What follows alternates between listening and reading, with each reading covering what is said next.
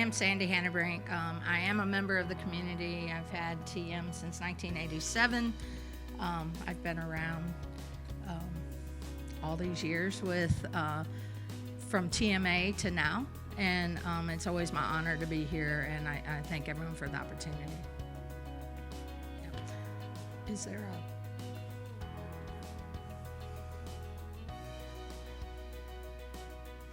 So I'm gonna, because of time, I'm gonna go through things really quickly, but I just kind of wanted to highlight many of the different adaptive tools and resources that might be available and that I get a lot of calls for. Driving, there are a number of different driving aids and different type things. The ones I'm showing now is different types of hand controls, lever controls, spinner knobs, adapted quad grips, ramps versus lifts, even on RVs. But there's also now the autonomous vehicles that are coming available. So some of there's high-tech controls, joystick controls, even sip and puff controls. And so some of the places you can find where the rehabilitation specialists are would be www.aded.net. And that's where you can find someone who could assess you for driving and what type of adaptations would work and even do the trainings. With home modifications, it kind of covers the gamut of everything from simple things like up in the top right, there's oven rail guards so you don't burn yourself, to couch canes, bed rails. The picture in the middle is of a drop hinge attached to a door, and what that does is allow the door to drop back behind the door frame so you get full access without having to do construction and widen the door. You only need 2 of these hinges for it to work on standard doors. So it basically gives you 2 more inches of clearance to be able to get through the doorway. Handheld showers and stuff are readily available, but what you want to look for is if you need a handheld shower and you're seated, is that the diverter is at the bottom so you can reach it and not up at the very top where it's like, yeah, I'm not switching that. So a lot of hotels now you're starting to see the diverters are separate controls. You can also put in a separate control for the handheld versus the overhead if you want to benefit from a rain head as well. Different types of home modifications depending on whether you rent or own. If you do rent, you have to be allowed to make the modifications, but they can require anything you do to be put back to the original state. So that could get quite costly if you're in a rental. But from everything from portable ramps to modular ramps, to stair gliders. Stair gliders just they actually mount to the steps, so you don't need any structural changes to your house if your steps are at least built to code. And then they also make platform gliders now as well, platform lifts, and now even home elevators are shaftless now. So they're like lifts, and basically if you can cut a hole in the floor and make it go up, it can work. They make them for standing and for wheelchairs. You do need to check structurally though if it's a power chair or scooter, because you do have the added weight of that. And then the last image there is access tracks. Those are portable mats that give you access across grass and the beach and things like that. They also now have a smaller version that's split, which makes it easier to carry because this particular one is like 3x3 and it's a little bulky. This is me actually using the access tracks myself. I use 2 sets and then kind of roll to the front, throw the next one down, and then daisy chain them. But even on thick sand, it's pretty easy to do. And it's basically a polymer plastic kind of mat that's got holes in it so the sand and water goes through. They're relatively lightweight, and then it just gives you a surface to roll on, much like the mats that some of the municipalities and beaches put down, but these are plastic. They're used for temporary events too, and you can permanently install them.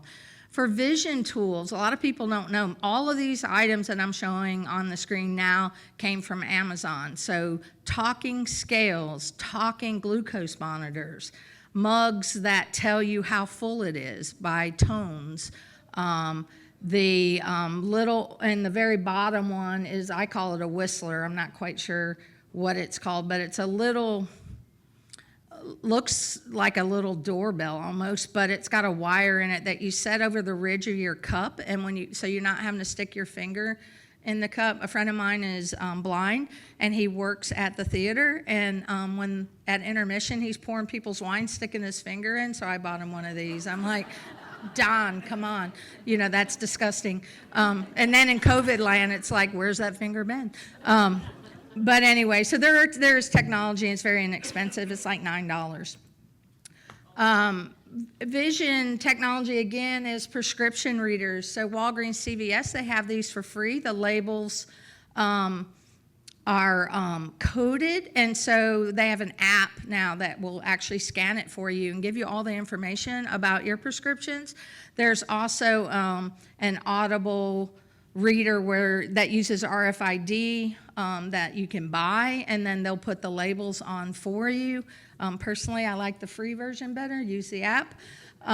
Talking pill reminders, they sell these at Walgreens, and these are just all over-the-counter type things. But if you want expensive versions, you can go to MagSite and some of those other vision catalogs, and they'll sell you expensive ones.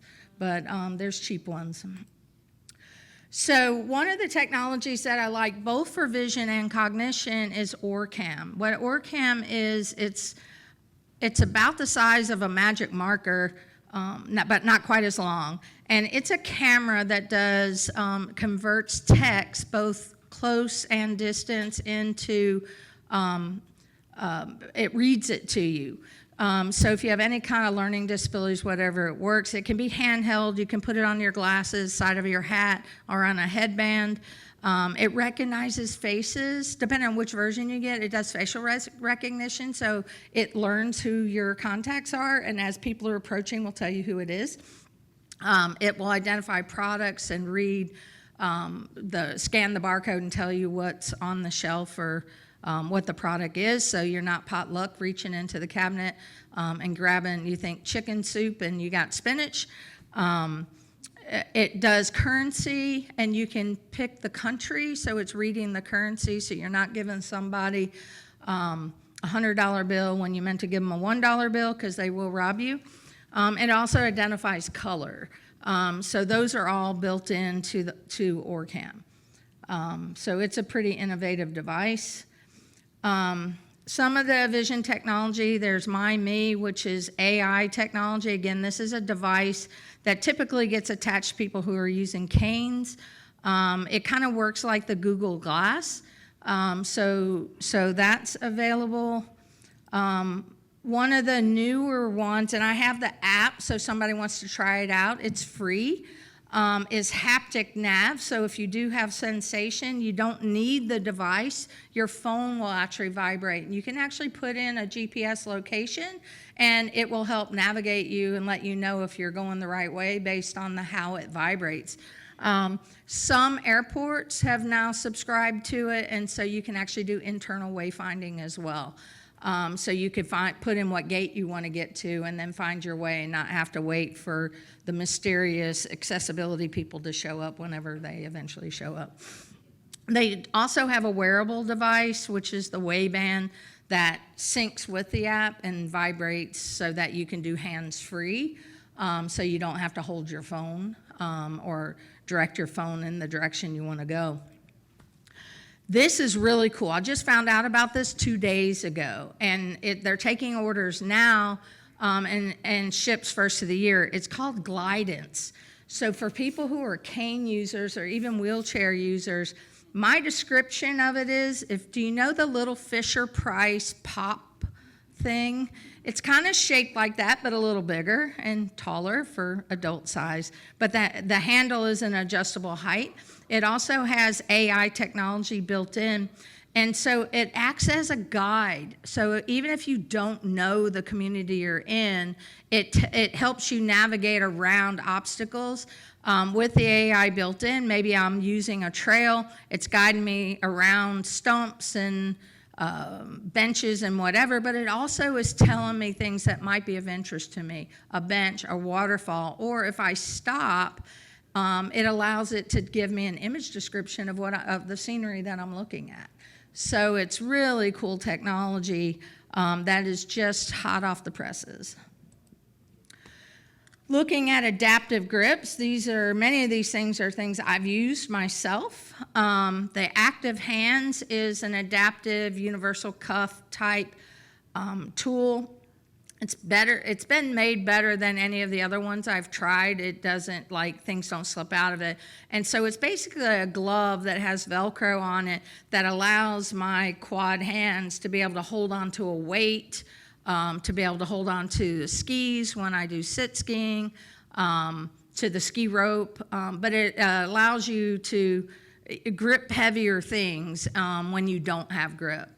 To the right of that it looks kind of like a trigger you might have on a squirt bottle, but it's a 5-finger grip that you can actually slide your index finger into, and then your other fingers kind of grip the handle to allow you to write if you don't have some stability.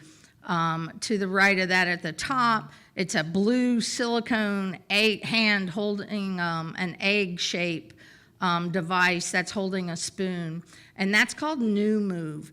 What I like about this one is you can throw it in the dishwasher, because when you use it for your toothbrush, it gets gunky, or you're eating and you spill food or whatever, so you can wash it.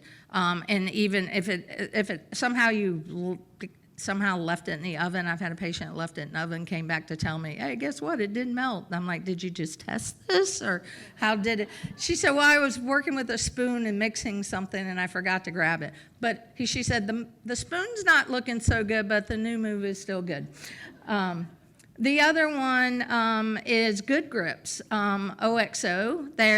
You can buy them at, well, Bed Bath Beyond is nowhere to be found anymore, Amazon. But they make both just a built-up grip that is really good for people with limited grip, but they also make one that's bendable. So if you need to adjust that spoon or fork so that it bends at an angle that you can control it and not end up wearing your food, you can do that. And so you just have to look for bendable when you're purchasing it, and they make them for small spoon, a large spoon, and a fork.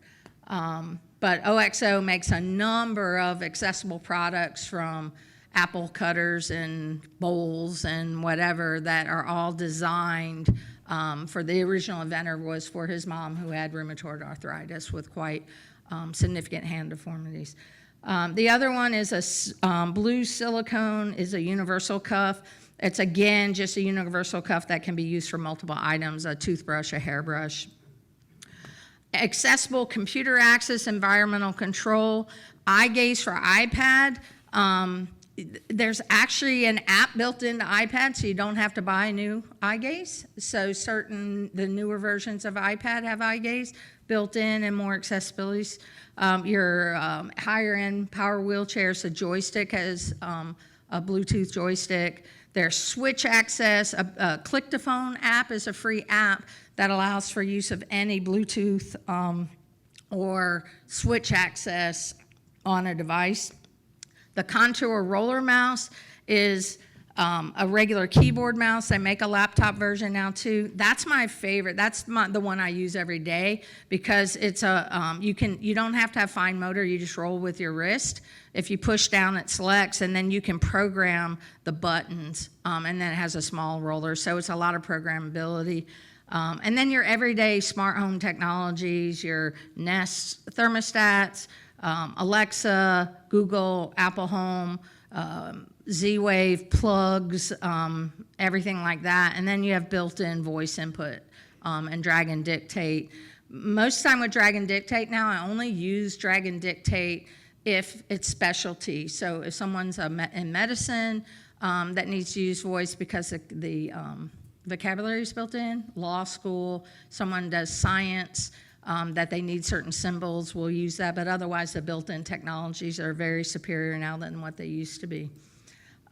Brain-computer interface, this is what I've spent the last 2 years consulting with on the research and development side, and I'm really excited about this technology. If you look up BCI, brain-computer interface, on CNN with Synchron, S-Y-N-C-H-R-O-N. There are two videos that kind of explain it. And what's really cool about this technology, someone that doesn't have use of their hands at all can control their computer. And even someone who doesn't have vision, if they can use the audible devices with their thoughts, they can control the computer. It is minimally invasive. It relies on stent technology. They go in through your neck and then into the vessel at the center of your brain. But it's been quite remarkable to be able to control your computer, as well as we've been working with Amazon, and so now people can control Alexa as well. So it's been through the phase 3, finishing up phase 3 trial, and the limited rollout is expected next year at sites where they can do implant the devices. Accessible gaming, Google, Xbox, they all have controllers. There's also the quad stick that has been developed, that's a really high-tech kind of device, but a lot of the adaptive controllers are there. But if you go to 12 adapting gaming controls for disabled people on Life Zest, Lifezest, you can find the latest and greatest of controllers that are there. Mounts, there's all kinds of mounts. One of the higher end ones is Mountain Mover, so they have both manual and electric, so you can switch control it even if you don't. What I like about this one is the user can use it. It's so adjustable, it gets out of the way for care, but also is where you need it when you want it, and the adaptability to multiple devices. Then modular hose by Lockline is everything from phone and switches and tablets and things. You can mount both to wheelchairs and to other surfaces. And then Tentacle is one that someone gave me for Christmas, and I love it because it's suction cups, and I use it in my car to hold my phone for GPS. I use it to hook my camera, my GoPro and stuff to my kayak and things like that. So there's a lot of adaptability, and these are all, well, Mountain Mover's is covered by insurance, but modular hose and Tentacle are very inexpensive. Wheelchairs galore. My favorite one that I've got everything from a transport wheelchair that someone pushes you to a custom rigid frame chair, folding chair, power chairs with a captain seat, the ones that have tilt forward for you to reach, to ones that stand or tilt in space, portable power chairs that fold up for travel and transport, scooters that will do the same. But my most exciting one, Gigi, you want this chair, is the FX, because it actually folds. It's a rigid frame chair, but the front folds, and then it fits in every overhead and closet, even on small planes. Lessening the likelihood that the airlines kill your wheelchair. Power assist, Gigi has one kind, I have another, but there's everything these are add-on, either to wheels or underneath the chair with a joystick, or like the smart drive that can be done with a Bluetooth switch or a speed dial. Invacare has one, the Smooth. And then the Firefly that kind of makes your everyday chair look like a motorcycle almost. Different kinds of walkers, some of the everything from rollators and high arm ergonomic walkers to gaiters, which come from behind, rollators. And then one of the ones I really like for people with mobility and balance issues is like the knee walker, but it actually has a seat, so you can sit on it and propel yourself and not worry about falling. Different types of crutches and grips and tips. Different types of braces, AFOs, KFOs, walking technologies. I think a couple years ago I wore my exoskeleton here. Some are just for the clinic, some are for home use. Binus uses E-stem to work, help with drop foot. C-brace and E-mags kind of use an active stance kind of thing, so which are basically robotic AFOs and KFOs.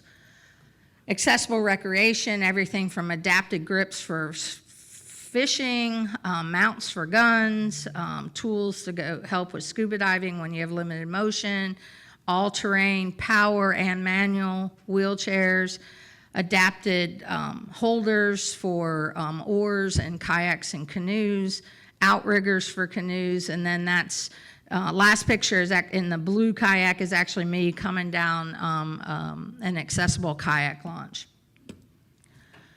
So other sports and recreation, from action track chairs, which look like tank tread power chair, which goes on trails and the beach.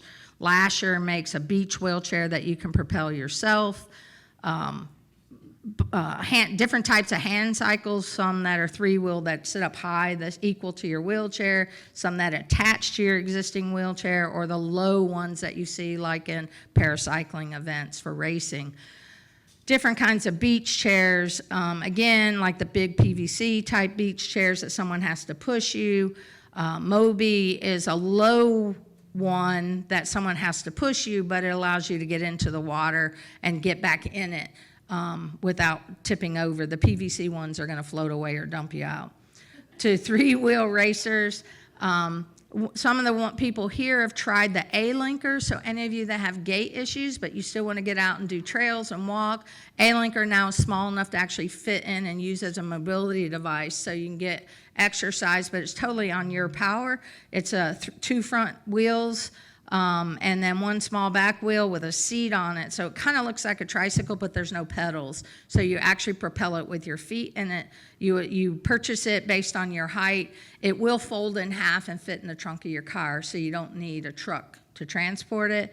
To race runners, which give you support to be able to put your chest on the plate in front, and then has handles there so that you can hold on and then run and have that stability. In the Paralympics, most of the time that's individuals with athetoid cerebral palsy or other gait. So we have seen some people with ADEM and transverse myelitis qualifying in this area as well, because they have enough balance issues to prevent them from running, or would not qualify them as to use racing wheelchairs.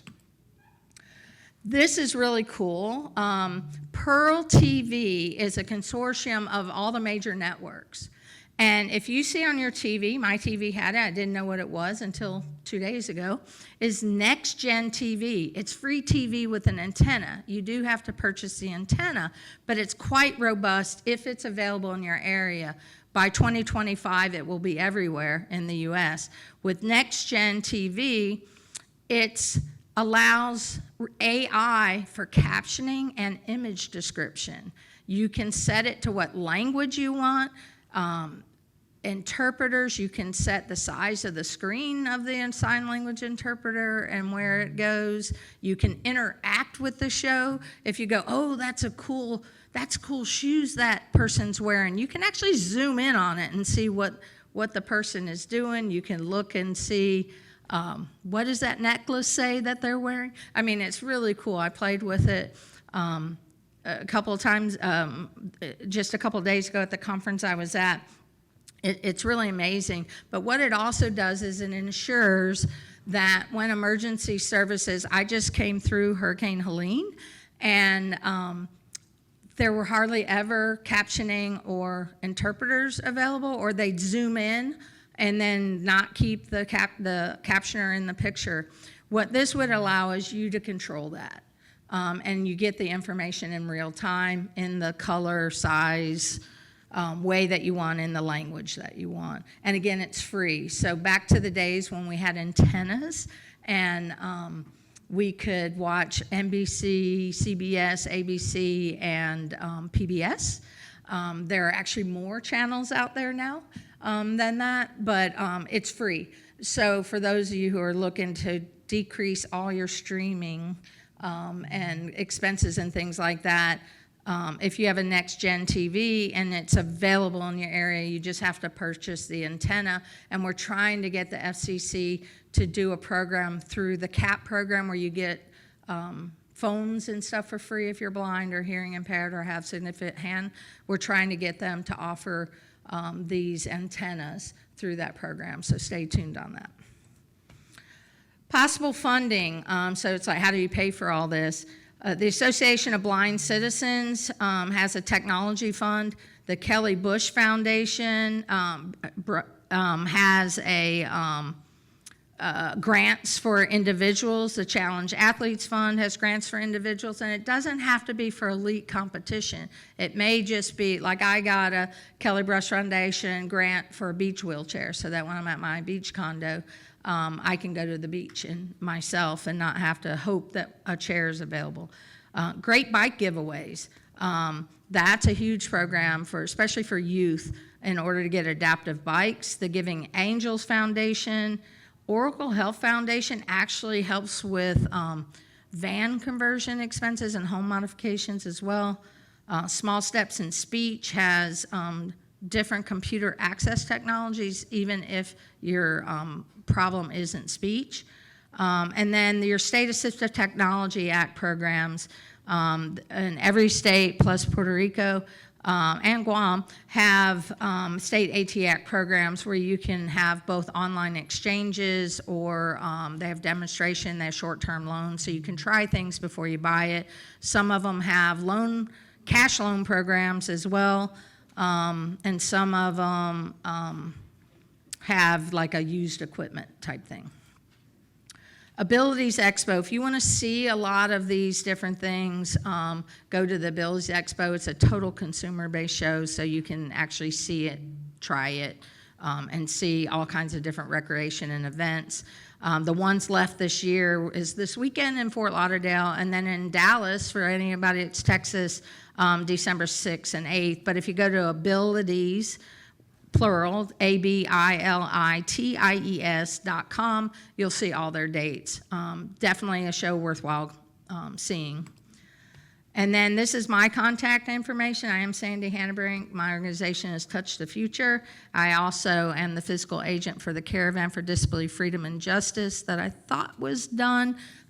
We've been doing since March, traveling across the country, celebrating disability rights history, promoting disability voting rights and registration, and then working towards things for the future, like Latanya Reeves Freedom Act, which codifies the Olmstead decision that says we have a right to choose where we live and get the services and supports we need. We actually have 230 bipartisan co-sponsors in the House, so now it's on to the Senate, even in this Congress. My contact is admin@touchthefuture.us. My phone, my mobile phone and WhatsApp is 1-864-221-4011. If you can't find me, Chitra and Gigi will send you to me. But I'm here to answer questions or direct you to whatever resources is for specific needs too. So, thank you.